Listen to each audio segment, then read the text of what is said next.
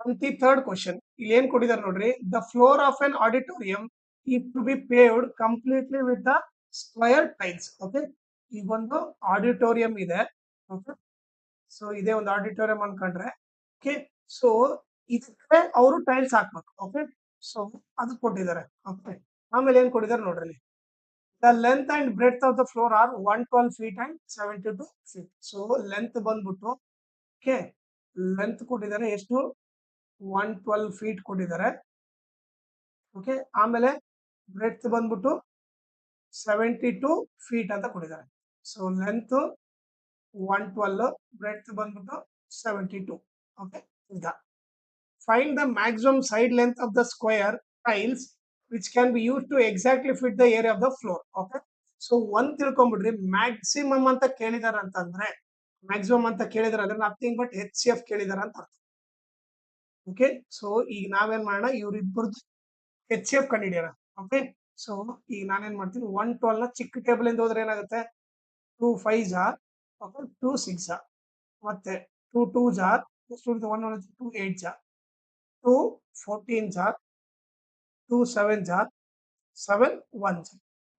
Okay, so ಇದಾಯ್ತು. Next 72 ಅದೇ ತರ ಡಿವೈಡ್ ಮಾಡೋಣ. ಚಿಕ್ಕ ಟೇಬಲ್ ಇಂದ ಹೋಗೋಣ. 2 36 jar, 2 18 jar, 2 9 jar, 3 3 jar, 3 1 jar. Okay, so ಈಗ ನೀವೇ ನೋಡ್ರಿ, 112 ನ ಏನಂತ ಬರಿಬಹುದು, 2 ಇಂಟು 2 ಇಂಟು 2 ಇಂಟು 7 ಅಂತ ಬರಿಬಹುದು.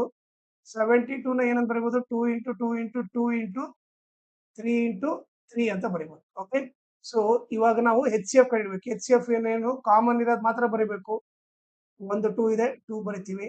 ಇನ್ನೊಂದು 2 ಕೂಡ ಕಾಮನ್ ಇದೆ, ಇನ್ನೊಂದು 2 ಬರಿತೀವಿ. ಇನ್ನೊಂದು 2 ಕೂಡ ಇದೆ, ಅದನ್ನು ಬರಿತೀವಿ. ಓಕೆ, ಇನ್ಯಾವು ಕಾಮನ್ ಇಲ್ಲ. ಸೊ HCF ಏನಾಯ್ತು, 2 2 ಜಾ 4, 4 2 ಜಾ 8. ಸೊ ಇದು ಬಂದ್ಬಿಟ್ಟು 8 feet ಬಂದ್ಬಿಟ್ಟು ಮ್ಯಾಕ್ಸಿಮಮ್ ಲೆಂತ್. ಇಲ್ಲಿ ಬಂದ್ಬಿಡ್ತೀವಿ, ಮ್ಯಾಕ್ಸಿಮಮ್ ಲೆಂತ್ ಆಫ್ ಟೈಲ್ ಬಂದ್ಬಿಟ್ಟು ಎಷ್ಟು, 8 feet ಅಂತ ಗೊತ್ತಾಯ್ತು.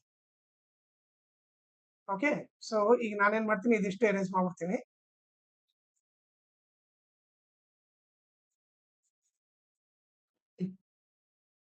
ಓಕೆ, ಈಗ ನೆಕ್ಸ್ಟ್ ಏನ್ ಕೇಳಿದಾರೆ ನೋಡ್ರಿ, also calculate the total number of tiles required for flooring the auditorium. Okay, so ಈಗ ಫಸ್ಟ್ ನಾವ್ ಏನಂದ್ರೆ ಟೋಟಲ್ ನಂಬರ್ ಆಫ್ ಟೈಲ್ಸ್ ಕಂಡಿಡ್ಬೇಕು. ಓಕೆ, ಇಡೀ ಆಡಿಟೋರಿಯಂಗೆ. ಓಕೆ, ಆಡಿಟೋರಿಯಂಗೆ ಎಷ್ಟು ಟೈಲ್ಸ್ ಬೇಕಾಗ್ಬೋದು ಅಂತ ಕೇಳ್ತಾ ಇದ್ದಾರೆ. ಈಗ ನನಗೆ ಟೈಲ್ ಸೈಜ್ ಏನು, 8 ಅಂತ ಗೊತ್ತು. ಓಕೆ, ಸ್ಕ್ವೇರ್ ಅಂದ್ರೆ ಎಲ್ಲ ಸೈಡ್ ಈಕ್ವಲ್ ತಾನೆ. ಓಕೆ, ಸ್ಕ್ವೇರ್ ಅಂದ್ರೆ ಎಲ್ಲ ಸೈಡ್ ಈಕ್ವಲ್. ಸೊ ಎಲ್ಲ 8 feet ಇದೆ. ಫಸ್ಟ್ ನಾನು ಏರಿಯಾ ಆಫ್ ಸ್ಕ್ವೇರ್ ಕಂಡಿಡ್ತೀನಿ. ಏರಿಯಾ ಆಫ್ ಸ್ಕ್ವೇರ್ ಬಂದ್ಬಿಟ್ಟು ಓಕೆ, ಏನು ಸೈಡ್ ಹೋಲ್ ಸ್ಕ್ವೇರ್. ಸೊ ಏನಾಗುತ್ತೆ, ನಥಿಂಗ್ ಬಟ್ 8 ಸ್ಕ್ವೇರ್ ಆಗುತ್ತೆ. 8 8 ಎಷ್ಟು, 64 ಆಗುತ್ತೆ. ಇದು ಬಂದು area of tile. Okay, area of square tile.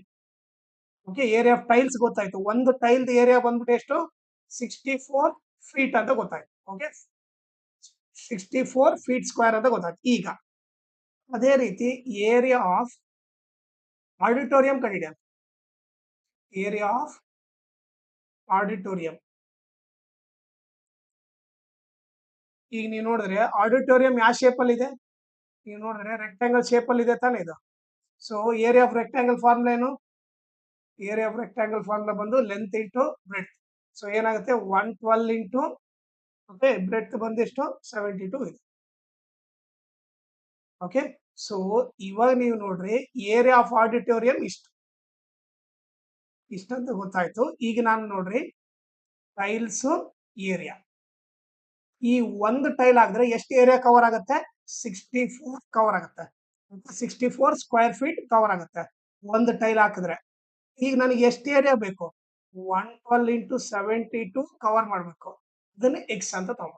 Okay, ಒಂದು ಟೈಲ್ ಬಂದ್ಬಿಟ್ಟು 64 ಸ್ಕ್ವೇರ್ ಫೀಟ್ ಏರಿಯಾ ಕವರ್ ಮಾಡಿದ್ರೆ ಇಷ್ಟು ಏರಿಯಾ ಕವರ್ ಮಾಡಕ್ಕೆ ಎಷ್ಟು ಟೈಲ್ಸ್ ಬೇಕು, ಈ ಕ್ರಾಸ್ ಮಲ್ಟಿಪ್ಲೈ ಮಾಡ್ಬಿಟ್ರೆ x into 64 is equal to 1 into 112 into 72. So x is equal to ಏನಾಗುತ್ತೆ, 1 ಇಂಟು 112 ಇಂಟು 72 ಇಂಟು 64 ಈ ಕಡೆ ಬಂದ್ರೆ ಡಿವೈಡ್ ಬೈ 64. ಓಕೆ, ಸೊ ಈಗ ಏನಾಗುತ್ತೆ, ಕ್ಯಾನ್ಸಲ್ ಮಾಡಿದ್ರೆ ಏನೇನಾಗುತ್ತೆ ನೋಡ್ರಿ, 8 8 ಜಾ 8, 9 ಜಾ. ಓಕೆ, ಆಮೇಲೆ ಇದು 8 1 ಜನ ಹೋಗಿ ನೋಡ್ರಿ. 8 1 ಜ 8 ಎಷ್ಟು ಉಳಿತು? 3 ಉಳಿತು. ಓಕೆ. ಸೊ 32 8 4 ಜ 32. ಎಕ್ಸ್ ಇಸ್ ಈಕ್ವಲ್ ಟು ಏನು? 14 ಇಂಟು 9. ಸೊ ಏನಾಗುತ್ತೆ? 9 4 ಜ 36 9 ಒಂದು 126 ಆಗುತ್ತೆ. 126 ಟೈಲ್ಸ್ ಬೇಕಾಗುತ್ತೆ. ಓಕೆ. ಸೊ ಆನ್ಸರ್ ಬಂದ್ಬಿಟ್ಟು 126 ಟೈಲ್ಸ್. ಓಕೆ.